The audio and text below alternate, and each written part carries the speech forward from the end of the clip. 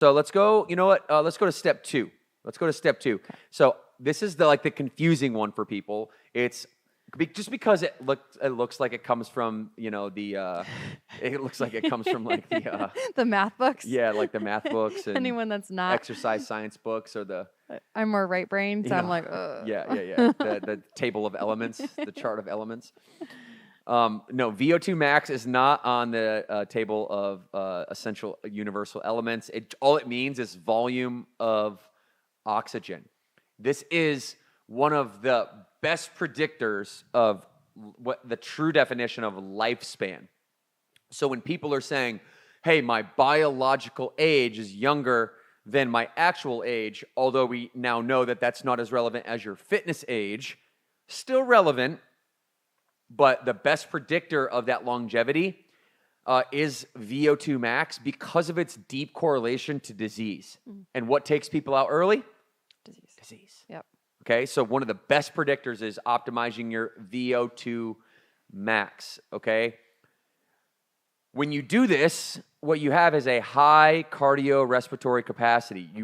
And when you do this, like I said, it lowers all risk mortality, and you're at lower risk of things like heart attack, okay? So, Chelsea, what I want you to do is just say, I want you go into GPT and say, give me the most simple, practical way to measure my VO2 max without going to a lab and without needing doctor intervention. And let's see what it comes up with, because I don't want you guys going away from this being like, I got to schedule a doctor's appointment and get blood results. And no, that's not the idea here. The idea is here on step 2 is to do a very, very simple formula. This is a great one right here. Go ahead and pull this up. All right, go ahead and read this off, Trish. Okay. We might need to make it a little bigger for your girls' eyes. But the most simple and practical way to estimate your VO2 max without a lab test or medical equipment is the Rockport walk test. This is in like all the exercise science books, by the way. So all my trainers out there know what the Rockport walk test is. All you need is a flat surface stopwatch and a way to measure your 1 mile. Do you want me to go through it? Yeah, go through it. Okay, so in order to do the walk test, all you have to do is you're going to warm up for 35 minutes, light walking, and then you are going to walk 1 mile as fast as possible. It says don't run. So walk as fast. You're going to mall walk this baby as fast as possible. Speed walking, Olympic walking, heel the toe. And maybe that's what those ladies in the mall, that's what they're doing. They're mall walking. They're getting their Rockport walk test on. Yeah. Record your time to complete the mile in minutes and seconds. Immediately after, measure your heart rate in beats per minute. Use a fitness tracker or count your pulse for 15 seconds and multiply by 4. Plug your data into this formula. Okay, the VO2 max formula, if you want to scroll up for me a little bit, the VO2 max formula is this complicated formula here, okay? It's a complicated formula, but you're basically entering in these numbers, okay, that you just got from the walk test, all right? And then you're going to enter your the kind of staple numbers that are here. This formula that I'm looking at on my screen is actually giving you the numbers. And then you're going to have your age, your weight, your gender, the time that you just got, and the heart rate that you just got from the Rockport walk test. And then you're going to go ahead and enter that into this formula. That's a simple way. I mean, it's still a little complex, but that is the most simple way to kind of get this going. I mean, I'm going to do it, and I'm just going to use ChatGPT, and I'm going to tell ChatGPT, these are my numbers, do the formula for me, and then it's going to make it happen for me. Exactly. That's a great point. Yeah. That's a great point. Just use ChatGPT, people. Yeah. You can, it's like my best friend. Yeah, I call at work, I say it's my personal assistant. It is like that. It's also like your personal scientist.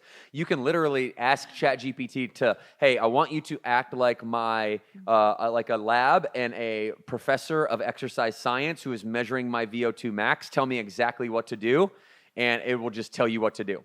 Let's just do it that way. That's probably the best. But you're going to get that when you're in VO2 max, that kind of, you'll be in that zone 2. Okay, the zone 2. If we want to pull up the chart of all the zones, you're going to be in zone 2.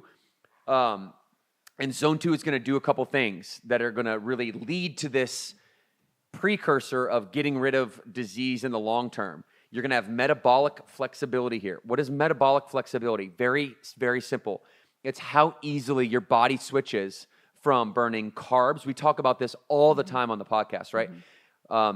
Burning carbs to burning fat for energy. How efficiently your body can switch back and forth when you're in that zone 2.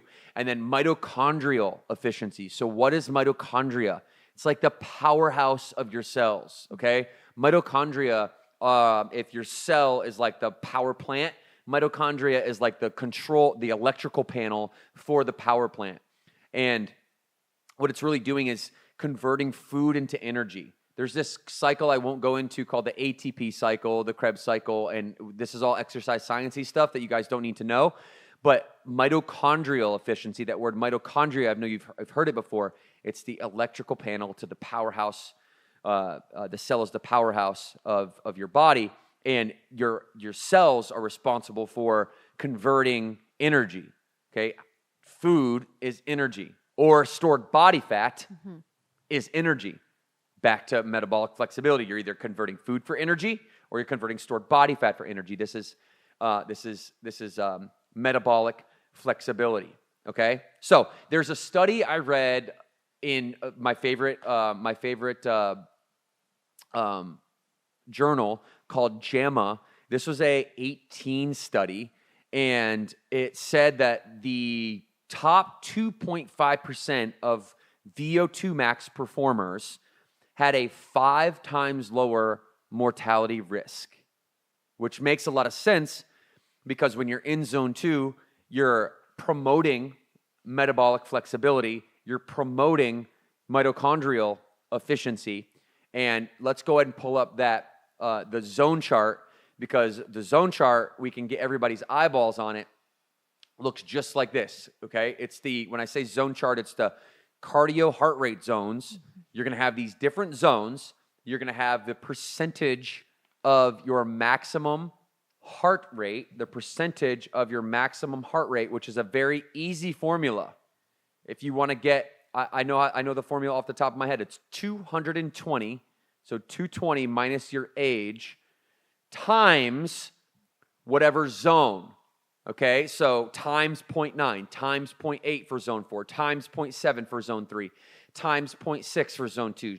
If you're watching, you're easily able to follow me because the visual's right up here in front of you. 220 minus your age times 0.9. This is for you where you should be in these zones. This is how you know whether you're going to get there, or you just make it easy and wear a Whoop and wear Apple Watch. But an educated listener is a retained listener, and we want you to know not just what the watch is doing, but actually what goes behind it. So 220 minus age times 0.9 would be my zone 5. So if I did 220 minus 37 times 0.9, you want to do this math for me, Trish? I'm doing my age too. Okay, go ahead and do yours. So I did 220 minus, I just turned 39. Okay.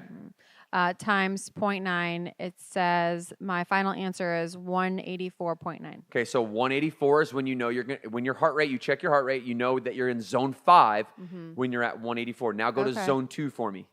Go to 60%. So just times 0.6. 220 minus 39 times 0.6 is what? Oh, sorry. Right, and then then what we're gonna have is the range, and I'm gonna bring this home in a second. But what we're gonna have is a range from 0.6 to 0.9. 0.6, you said. Yep. Okay, it is 197. Nope. 220 minus 39 times 0.6. 220. Can't be higher than 220. Okay, we're gonna do that math real quick. 220 minus 39 equals 181 times 0.6 is 108. Oh. So you go 108 to 180. ChatGPT failed me. I'm just going to we'll call it ChatGPT on that one. 108 to 184. Okay? Okay. So that's your zone 2. Okay, when you're at zone 2, you're at 108. When you're at zone 5, you're at 184. Guess what protocol or guess what principle inside of Burn Boot Camp I know.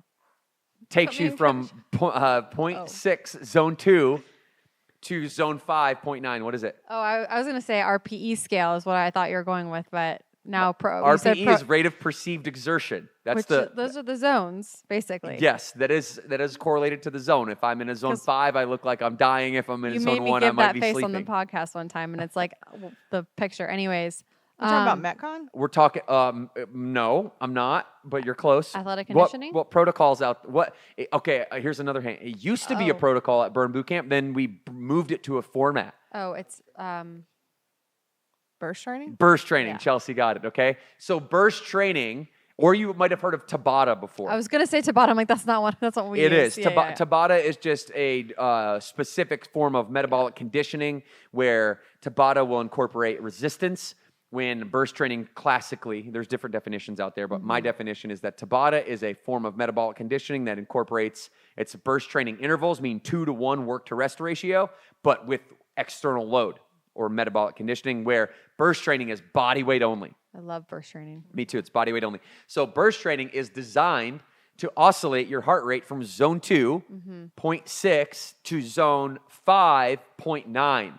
And the oscillation of that is really where like the maximal mitochondrial efficiency comes in, where you're really promoting metabolic flexibility. But that zone 2 is going to be where if you can actually stay in zone 2 60 to 70%. I mean, that's just a light intensity, by the way. That's why the Rockport walk test has you walk to get your zone 2, because it's not about peak performance. Right? So my point is, on step 2 here, to optimize your VO2 max and zone 2 capacity, to optimize it is not, the bar is not very high. I'm not asking you to go out and run a 5K for time. What I'm asking you to do is just to be able to have a healthy VO2 max. And if you do have a healthy VO2 max, meaning you're basically able to like go up the stairs without getting out of breath. That's the bar I'm talking about here. Then you're going to have that 5 times lower mortality risk, and you're going to be somebody who has good health. And then now you can start to talk about peak performance, and then you get into burst training and maximizing oscillating heart rate between zone 2 and zone 5. So if I'm in camp and it's burst training and I'm looking at my heart rate, because that's when I wear my watch now, I used to look at calories, and don't look at those. It's not correct. That was a long time ago. Now I do focus on my heart rate, because I can tell when I'm like giving myself excuses in my head of like how hard I'm working, but I've never actually applied it to these numbers. So if I'm in camp and I want to just see how I'm progressing, these are my baseline numbers that you had said before, like the 185. When we're going ball out, like give it your all, I need to be when in you're 180. balling out, I love that. When I need to be in 85. So does that mean if I can get to the 185 in zone 5 when we're balling out, does that mean my VO2, I'm in a decent spot for my VO2 max? Oh, you're going to, what's going to happen is the VO2 max is going to be a joke for you. So step 2, managing your metabolic health and your glucose control. If you're able to get and stay into zone 5, you don't want to stay there, because now you're talking about chronic. This is where the stress, the chronic stress, the bad side of cortisol. Yeah. There's a good side of micro-controlled stress and a bad side of chronic prolonged stress. You don't want to try to be at a zone 5 for 45 minutes, 6 days a week.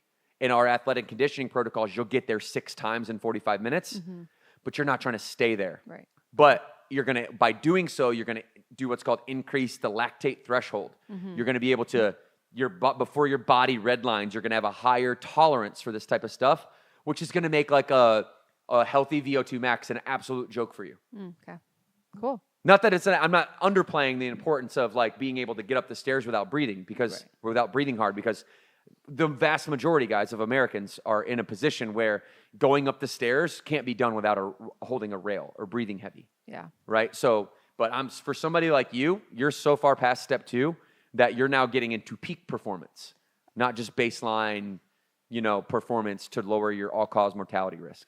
I think that's helpful for me and people out there like me who wear a watch and then just want to track to see how hard they're pushing themselves. Now we have numbers to actually reach to when we are in the burst training. So thanks for that. So if you see me grabbing my wrist during a workout. Oh, you're actually doing your pulse? I'll take it in 10 seconds, and then I'll times it by 6 real quick in my head. And I'll see where I'm at. You times it real quick. Times it real quick. I'm just going to wear a watch. And you can wear a watch. I personally don't, like, as you can tell, I don't wear anything. There's just something about fitness for me it's probably more psychological than anything else, that I just want to be with my workout, and I don't want to be looking at a watch. I'm not saying that I understand I am a minority opinion on this one. I understand that, and it's probably much easier to have a Whoop or an Oura Ring or an Apple Watch. But there's the underlying pieces of it that if I don't have a watch on, then I have to think about, man, how do I do this quickly? And what's the formula? And how, what is my watches and those things doing? Just, I'm an exercise science nerd, so Yeah, he likes to challenge himself. I like also. to know the formulas. I will say I like wearing a watch because I am a data nerd like that, but I have to silence my notifications because I like to be present in my workout and it'll blow up the whole time. So that's the only way I can wear it. There's a tip from producer Chelsea. There you go, I have Chelsea. to silence them because Teams will go off every other minute if I don't. I love it. Okay, so we're through step 2. Okay, we talked about lifting weights, getting your protein in, go to hypertrophy on a progressive overload basis using compound lifts. Okay. Step 2, optimize VO max. We talked about the Rockport talk test.